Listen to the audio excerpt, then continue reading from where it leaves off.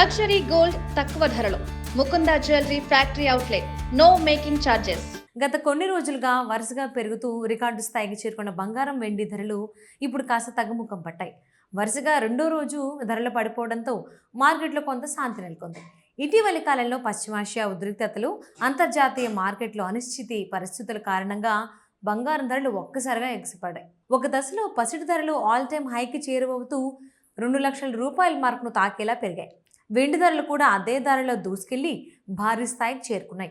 అయితే ప్రస్తుతం అంతర్జాతీయ పరిస్థితులు కొంతమేర స్థిరపడటంతో బంగారం వెండి ధరలు తగ్గుదల కనిపిస్తోంది. తాజా సమాచారం ప్రకారం శుక్రవారం ఉదయం వరకు జాతీయ మార్కెట్లో 24 క్యారెట్ల 10 గ్రాముల బంగారం ధర సుమారు 600 రూపాయల వరకు తగ్గింది. 22 క్యారెట్ల బంగారం ధర కూడా దాదాపు 550 రూపాయల వరకు తగ్గింది.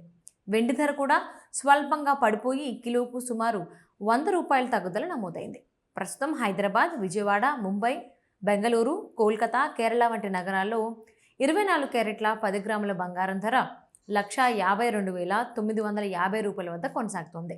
అదే 22 క్యారెట్ల బంగారం ధర 1,40,200 రూపాయలుగా ఉంది.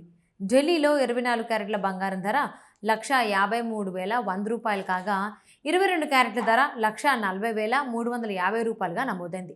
చెన్నైలో మాత్రం ధరలు కొద్దిగా ఎక్కువగా ఉండి 22 క్యారెట్లు 1,53,820 రూపాయలు, 22 క్యారెట్లు 1,41,000 రూపాయల వద్ద కొనసాగుతున్నాయి. ఇక వెండి విషయానికి వస్తే దేశీయ మార్కెట్లో కిలో వెండి ధర సుమారు 2,59,900 రూపాయల వద్ద ఉండగా హైదరాబాద్, చెన్నై, కేరళ ప్రాంతాల్లో 2,65,000 రూపాయల వరకు ట్రేడ్ అవుతోంది.